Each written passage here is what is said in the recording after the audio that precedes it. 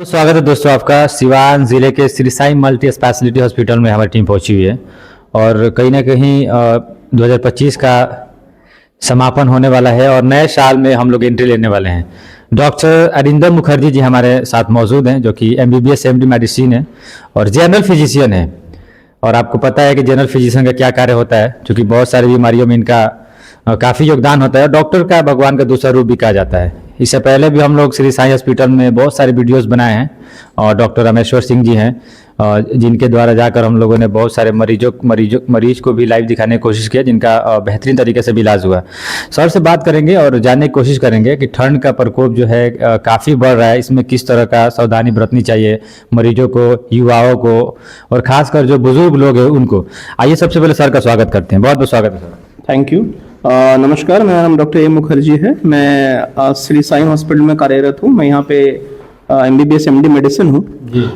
देखिए, ठंड का समय है, सब देख ही रहे हैं कितना ठंड है और ठंड में बहुत सारी चीजें ऐसी आती हैं जिनका बहुत ज्यादा ध्यान रखना पड़ता है, खास करके बुजुर्गों को और ऐसे मरीजों को जिनको शुगर है, BP है, हार्ट का प्रॉब्लम है, ब्रेन का प्रॉब्लम है।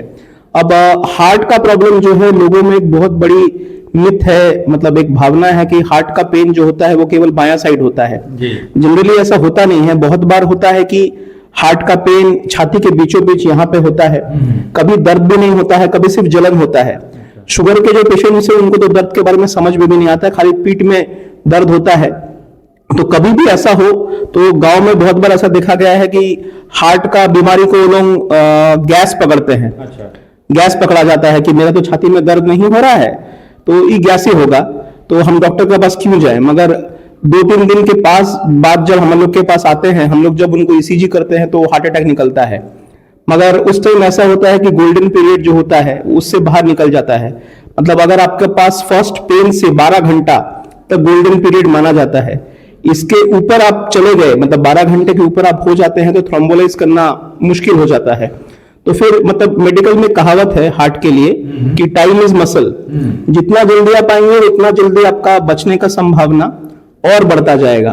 और ये अभी हार्ट का प्रॉब्लम ज्यादा करके युवाओं में ज्यादा हो रहा है। पहले एक टाइम था जब 60 के ऊपर लोगों को हार्ट अटैक आता था। क्या कारण है कि युवाओं में ज्यादा हो रहा है? देखिए, युवाओं को बहुत सारे हैं, खास करके प्रदूषण, खान पान और बैड हैबिट्स। आजकल देख ही रहे हैं, स्मोकिंग वगैरह, ड्रिंकिंग वगैरह सब कर रहे हैं।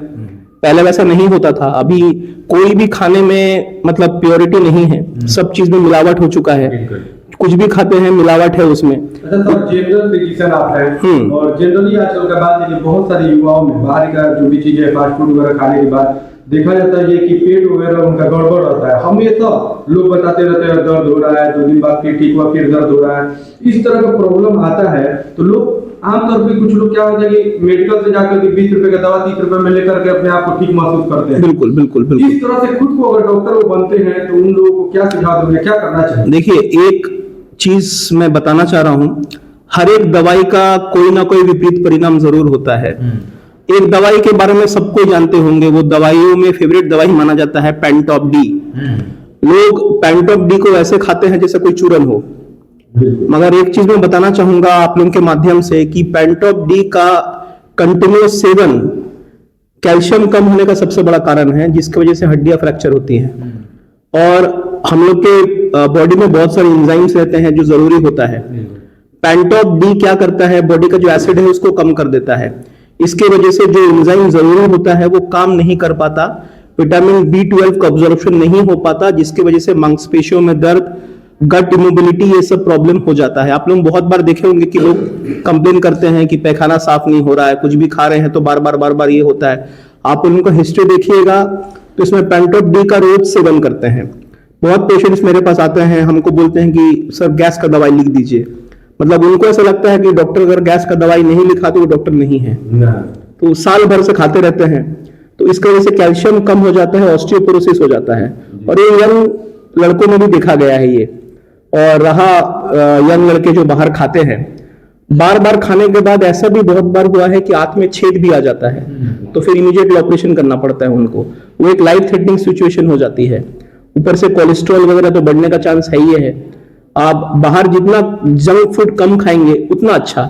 यही डिफरेंस है इंडिया में और वेस्टर्न कंट्रीज में। लेकिन जो लोग दवा मेडिकल से खरीद कर खाते हैं, हाँ। डॉक्टर के बिना सलाह लिए, उनको क्या कुछ सुझाव देंगे? बिल्कुल नहीं खाना चाहिए। देखिए, कोई भी आपको बीमारी हो, आजकल तो बहुत हो गया है कि आजकल लोग चैट जीपीटी भी देख कर करने लग जाते हैं, मगर चैट जीपीटी का भी है कि चैट जीपीटी कोई डॉक्टर नहीं है। चैट जीपीटी वही आपको बोलता है जो गूगल में सेव्ड है, और कोई ना कोई जो गूगल में कोई चीज सेव करता है उसको चैट जीपीटी अपना हिस्ट्री में सेव कर लेता है। जैसे मान लीजिए आप सर दर्द का दवाई कुछ भी खाने लग जाएंगे, बहुत बोलता है कि ठंड की वजह से नॉर्मल सर दर्द हो रहा है, आप उसके लिए माइग्रेन का दवाई खाने लग जाते हैं। तो पहले तो ये पता कीजिए आपको माइग्रेन है कि नहीं। दूसरा, एंटीबायोटिक्स। कोविड आने के बाद एंटीबायोटिक्स लोग इतना खाने लगे हैं कि रेजिस्टेंट हो गया है। थोड़ा सा भी सर्दी खांसी हुआ एजिथ्रोमाइसिन खाने लग जाएंगे। जरूरी नहीं है, 90% जो ठंड में सर्दी खांसी होती है वो वायरल ओरिजिन का होता है, जिसको कॉमन कोल्ड बोला जाता है। उसके लिए घरेलू उपचार सबसे अच्छा रहता है। स्टीम लीजिए, काढ़ा वगैरह पीजिए, कोई जरूरत नहीं है टैबलेट्स खाने का। और डॉक्टर के सलाह बिना तो कोई दवाई खाना भी नहीं चाहिए, बहुत विपरीत परिणाम होते हैं इसके। पैरासीटामोल खाने से बहुत बार किडनी खराब होने लग जाती है, बहुत बार ये देखा गया है। अच्छा सर, चलिए अभी तो चूंकि आप एक डॉक्टर है और डॉक्टर का जिम्मेदारी होता है सर समाज को हेल्दी रखना, स्वस्थ रखना, और जिस तरह से हम लोग भी सर लोकतंत्र का चौथा स्तंभ माना जाता है मीडिया को, चूंकि हम लोग भी कोशिश करते हैं सर कि समाज में जो भी खबरें होती है, विपरीत हो या अविपरीत खबरें हो, हम लोगों को दिखाने की कोशिश करते हैं। तो कहीं ना कहीं सर ठंड का प्रकोप ज्यादा है और 2025 का जो साल है वो गुजरने ही वाला है, महज एक ही दिन बचा हुआ है सर। तो नए साल पे क्या कुछ शुभकामना देंगे, और चूंकि एक आप डॉक्टर हैं और डॉक्टर की वजह से लोगों से क्या कुछ कहेंगे सर? देखिए, नया साल आने वाला है 2026। उम्मीद यही करेंगे कि 2026 में आप कम बीमार पड़े, और इसके लिए आपको जो मीडिया भाइयां कहते हैं अच्छी चीजें वो सुनना बहुत जरूरी है। आजकल तो बहुत इंस्टाग्राम वगैरह चला हुआ है जी, तो ये भी देखिएगा कि इंस्टाग्राम में बहुत ऐसे लोग हैं जो अच्छा मैसेज भी पहुंचाते हैं। बिल्कुल सर। तो जरूर उनको देखिए, हेल्दी रहिए। हेल्दी रहिएगा तो ही आप खुश रहिएगा, क्योंकि लाइफ एक ही होता है।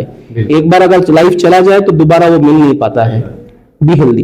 Thank you. चलिए नए साल पे thank you, same to you. बिल्कुल, तो देखा सर ने जिस प्रकार से बताया, चूंकि कहीं ना कहीं 2025 का जो साल है गुजरने वाला है, और नए साल पे सर ने शुभकामनाएं भी दी कि आप लोग भी स्वस्थ रहिए और अपनी सेहत को लेकर आप लोग ध्यान दें, डॉक्टर से एडवाइस लें। चूंकि जो भी मेडिकल्स पे जाकर हम लोग खुद से दवा ले लेते हैं उससे आप जरूर बचें, क्योंकि इन जैसे दवाओं से काफ़ी बीमारियां होती है जो कि डॉक्टर के पास आने में काफ़ी समय लग जाता है, जिससे शायद आपके जान का खतरा भी हो सकता है। तो आप डॉक्टर से एडवाइस लेकर ही दवा लें। और नए साल आने वाले हैं, हमारे चैनल के माध्यम से भी आप सभी को नए साल की हार्दिक शुभकामनाएं।